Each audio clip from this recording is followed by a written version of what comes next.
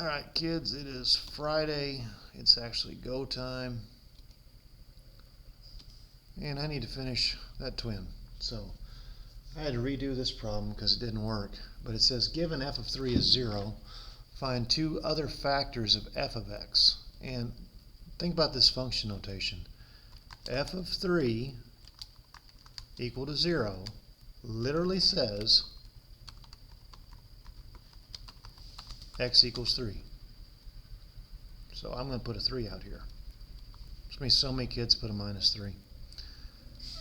And the coefficients are going to be 1, negative 4, negative 3, and 18. And I'm going to switch over to pen here. But the acronym on these things was DMA. Don't know how many times that's been said. D for drop. We drop and we multiply. And then we add and we multiply.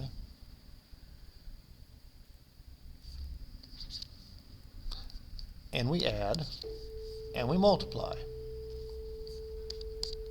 And we add, and we get a remainder of 0, which is preceded by a constant, which is preceded by an x, which is preceded by x squared. What we have done is we have reduced to x squared minus x minus 6, which is very much factorable. Which factors, and I know what this does for some kids, as x minus 3 and x plus 2. There's your other two factors. Alright, an arithmetic sequence is given as a sub n equals 5n minus 2. Find the sum of the first 7 terms. As easy as this one is, you'd be kind of stupid to do a formula.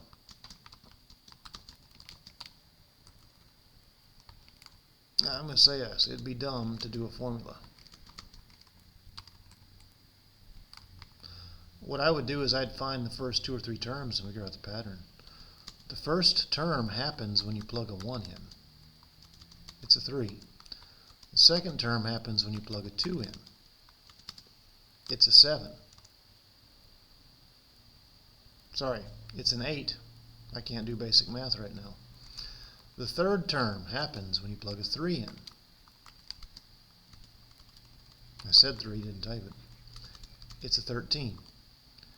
Now hopefully you've caught on that the pattern is add 5. So let's think about what I've written. I've written a 3, I've written an 8, I've written a 13. The next guy is going to be an 18, the guy after that's going to be 23, the guy after that's going to be 28. And I want the first 7 terms, so the next guy is going to be 33. And I'm going to put that all together and we're just going to pretend I can't do addition. Why not? Again, the first one was a 3, followed by an 8, followed by a 13, followed by an 18, followed by a 23, followed by a 28, followed by a 33. Ta-da! 126.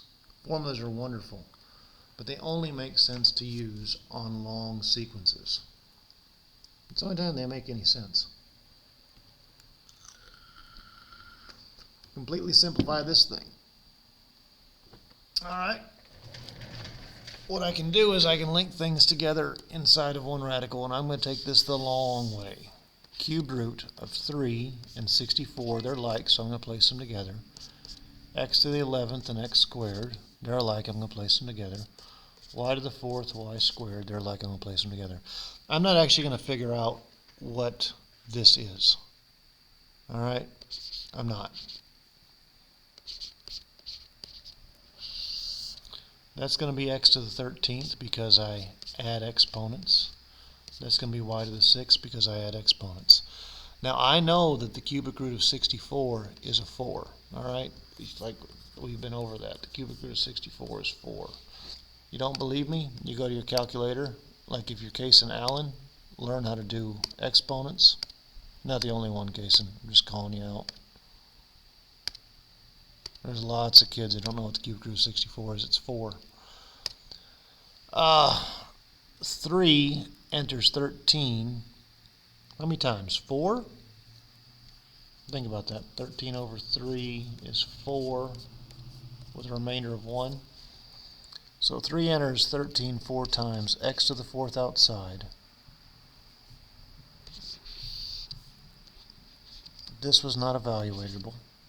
There's 1x inside. 3 enters 3 enters 6 2 times. There's your answer. 4x squared, 4x to the 4th, y squared, 3x inside the cubic root.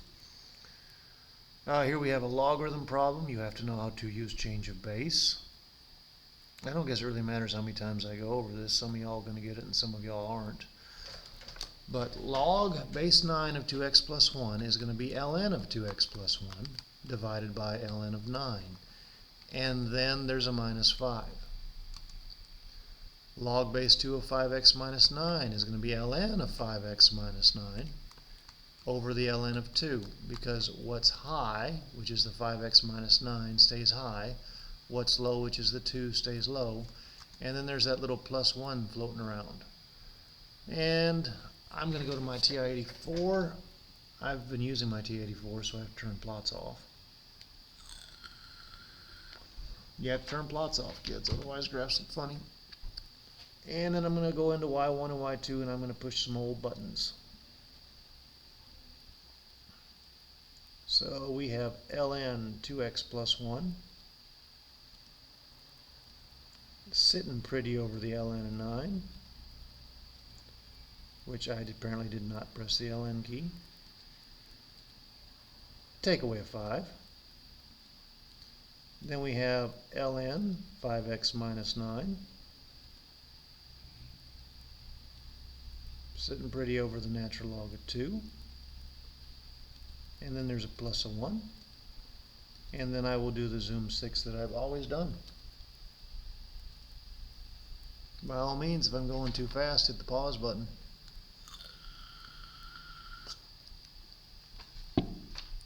Remember, TIs don't graph logarithms properly. That part of that logarithm right there falls forever. A second, trace, 5. I'm just going to press the cursor till it's close to where I think it is. Press enter. And I'm going to have to press the cursor till it shows up on the red curve. Enter, enter. And there's my intersection. This will probably, this is a question that probably needs to hurry up and die.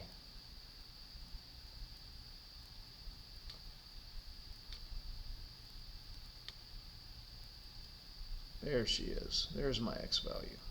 Just like that. Alright, the basics quiz 21 had scores that were approximately normally distributed with a mean of 19.4 and a standard deviation of 3.1. I made this all up. I left some drawing space.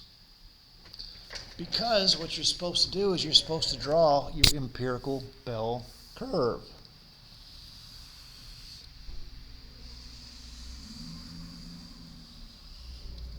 The mean, mu, goes in the middle. She's 19.4.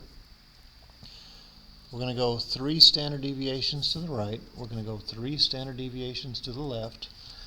What we're going to do is we're going to add 3.1. So 19.4 plus 3.1 should be 22.5. 22.5 plus 3.1 should be 25.6. Kind of ran out of room there. 25.6. 25.6 plus 3.1 should be 28.7. And now I'm going to do some subtraction. 19.4 minus 3.1 should be 16.3. I'm going to subtract 3.1 again, which should be 13.2. I'm going to subtract 13.1 again, which should be 10.1.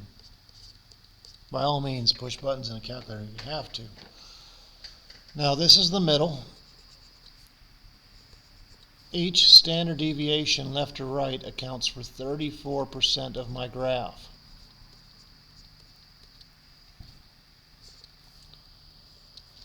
The guys that are 2 standard deviations away, they each account for 13.5% of my graph. The guys that are 3 standard deviations away, they each account for 2.35%. And the tails or 0.15%. So now I can go through and I can answer these questions. What percentage of scores lie above 22.5? Scores above 22.5 would be this shaded region right here. All this stuff. So if I'm thinking about part 1, what I'm doing is I'm adding 13.5, 2.35, and 0.15. And if I have to push buttons, so be it, but it's 16%. All right, there's part 1. Reset this thing. Part 2, the bottom 2.5%. So I know that if I take 0.15 and 2.35 together, those numbers make 2.5%, okay? So the cutoff here is a score that's 13.2 or higher. So what scores represent the bottom 2.5%? Scores below 13.2 represent that. You know, think about when I gave you your basics quiz back Monday. Where were you? What scores represent the top 16% of all scores? It's kind of the reverse of the last one. And if we did part 1, we've kind of got it. But if I take these 3 numbers right here and I put them all together, I get 16%. Just like I did earlier. So it scores above 22.5. Now I will say that I have not graded all the quizzes yet.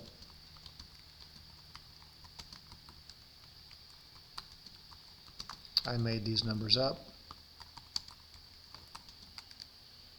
I actually expect the mean on this one to be around 24, a little higher. At 11, the spring benchmark for Wheatley County in Algebra 2 had a mean of 51.25, standard deviation of 15.4. Milbrath believes that his classes did much better than the county. To make a comparison, Milbrath systematically looked at every third student's benchmark and coming up with a sample size of 20, and I got some typos in here, computed a mean of 61.35. Compute a 95% confidence interval using the county's mean, the county's standard deviation, and Milbrath's sample size of 20. Now, there's a formula for this. It's kind of like the margin of error formula. The margin of error is, I hope this works, sigma divided by the square root of the sample size. So sigma, the county sigma is 15.4. My sample size here was 20, so divided by the square root of 20.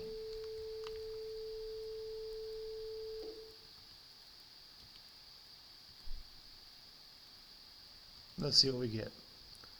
15.4 divided by the square root of 20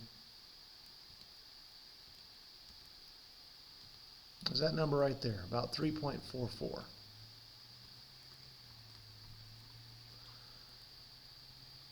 Now a confidence interval is equal to the mean plus or minus 2 margins of error. So the mean was 51.25. I'm thinking 51.25 plus or minus 3.44. So I go to my TI-84, I do 51.25 plus or minus, 2 times 3.44. About screwed up. That was the time to go teacher bell. So I'm actually going to stop after this one and I'll finish the rest Monday morning. If I do 2 times 3.44, I get a 58.13 as the high end. And this works for 95%. I should say that. The 95% confidence interval is this. So I got a high boundary of 58.13. Now let's do the minus operation. Let's get the lower boundary here. We do 51.25 minus 2 of them 3.44s.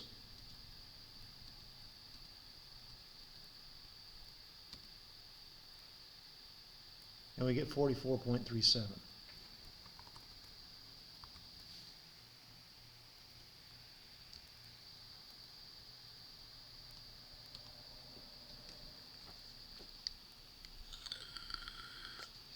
Now, what this means is that any random sample of 20 students should have a mean between those two numbers, between 44 point, whatever that decimal was, 37, and 58.13. That's what it should happen. All right? My number's higher. Milbrath is justified in making his claim because his mean lies to the right of expected. That's what it is. My mean lies to the right of the expected. It's better. I really don't like the way this question is worded too much. I might actually redo it, but anyways, that's how you do that.